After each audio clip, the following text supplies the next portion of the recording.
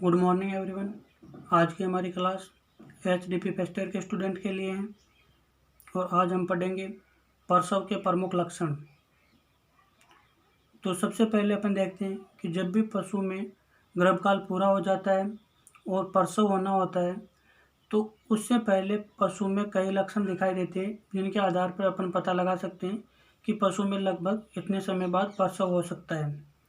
तो सबसे पहले पशु में क्या लक्षण दिखाई देते हैं कि पशु खाना पीना छोड़ देता है तथा अनियमित जुगाली करता है। नेक्स्ट है पशु बेचैनी महसूस करता है। नेक्स्ट पशु गोल गोल घूमता है, बैठ जाता है, फिर तुरंत खड़ा हो जाता है, बार बार पेशाब करता है। पशु के वेजाइना व वल्वा से डिस्चार्ज आता है। पशु के वल्वा लेप्स में एडेमा हो जाता है। नेक्स्ट है पशु के अडर का आकार बढ़ जाता है और थनों में दूध उतर आता है। नेक्स्ट है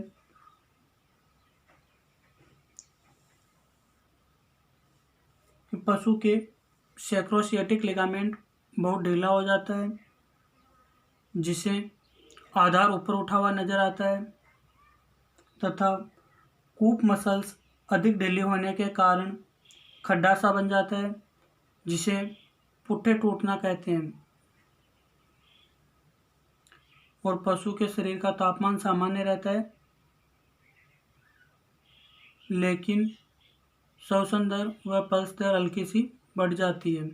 यह पशु में प्रसव के सामान्य लक्षण है जो अपने को प्रसव से पहले दिखाई देते हैं।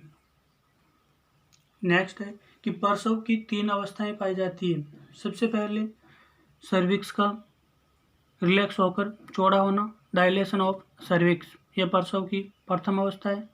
प्रसव की दूसरी अवस्था है फीटस का बाहर आना, एक्सपल्सन ऑफ फीटस। और प्रसव की तीसरी अवस्था आपके प्लेसेंटा का बाहर आना, एक्सपल्सन ऑफ प्लेसेंटा। तो अब नेक्स्ट अपन देखते हैं कि इसमें सबसे पहली अवस्था है उसमें अपने को क्या क्या लक्षण या अंतर दिखाई देते हैं। तो प्रसव की प्रथम अवस्था या सर्विक्स के फैलाव की अवस्था है जो 4 घंटे से शुरू होकर 24 घंटे तक हो सकती है।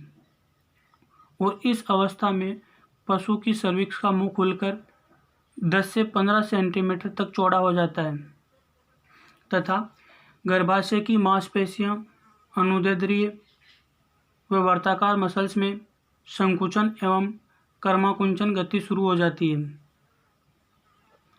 जो ही फीटस सर्विक्स व वेजाइना में पहुंचता है तो फर्ग्यूसन रिफ्लेक्स या न्यूरोहार्मोनल रिफ्लेक्स शुरू हो जाता है।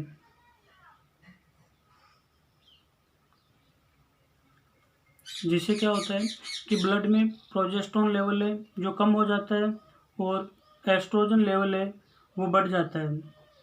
और एस्ट्रोजन लेवल में बढ़ोतरी के कारण पश्चिम पीयूष ग्रंथि से ऑक्सीटोसिन हार्मोन स्रावित होता है जो गर्भाशय में संकुचन करता है और गर्भाशय से PGF2 अल्फा भी स्रावित होता है। इसके अलावा जो रिलैक्सिन हार्मोन है वो लिगामेंट को शिथिल कर देता है और प्रसव की प्रथम अवस्था के अंत में एलेंटोइस कोरियन नामक बाहरी भ्रूणीय झिल्ली, जिसे फर्स्ट वाटर बैग भी कहते हैं, फट जाती है और जो उसका फ्लूइड होता है वो शरीर से बाहर निकल जाता है और इस अवस्था में पशु के लेबर पेन प्रारंभ हो जाता है। नेक्स्ट देखते हैं प्रसव की द्वितीय अवस्था या फीटस के बाहर आने की अवस्था। यह अवस्था फर्स्ट वाटर बैग आने के बाद 30 मिनट से लेकर 5 घंटे तक हो सकती है। और इस अवस्था में सेकंड वाटर बैग बाहर आता है जिसके अंदर फीटस होता है। जब नॉर्मल पार्चुरेशन क्रिया होती है तो फीटस का मुंह व अगले पैर पहले बाहर आते हैं और पशु में आसानी से पार्चुरेशन क्रिया हो जाती है। जब प्रसव क्रिया होती है तो उसमें फीटस की स्थिति क्या होती है कि उसमें anterior longitudinal presentation, dorsosacral position व fore limb extended, fetal muzzle rest on knee joint posture होता है। यानी जैसे कुत्ता बैठता है तो अगले पैर है वो उनके ऊपर पशु का सिर नी जॉइंट पर रखा हुआ होता है। इस स्थिति में फीटस शरीर से बाहर आता है और प्रसव क्रिया आसानी से हो जाती है। जैसी प्रसव क्रिया होती है तो प्रसव क्रिया के तुरंत पश्चात जो फीटस है उसके अम्बिलिकल कॉर्ड को काट दें और उस पर एंटीसेप्टिक सॉल्यूशन जैसे टिंचर आयोडीन वगैरह लगा दें और पशु के मजल और थूथन पर नोस्ट्रिल पर से म्यूकस वगैरह लगी रहती है तो उनको हटाकर पशु में श्वसन क्रिया प्रारंभ करनी चाहिए।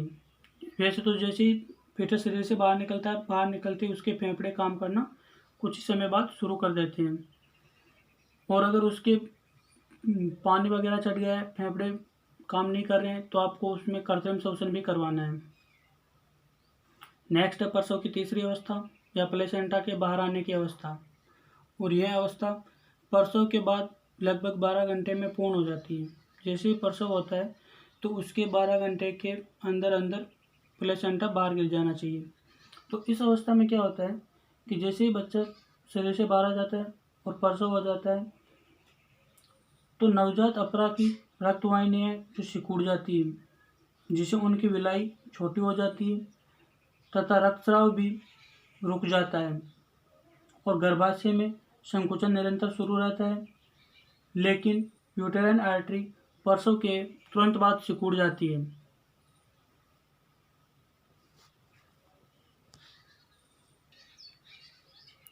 यूटेराइन आर्टरी है जो प्रसव के तुरंत पश्चात सिकुड़ जाती है और फीटस का जो संबंध है वो पूर्ण रूप से प्लेसेंटा का जो संपर्क है वो पूर्ण रूप से मादा के गर्भाशय की एंडोमेट्रियम से टूट जाता है और प्लेसेंटा शरीर से बाहर निकल जाता है।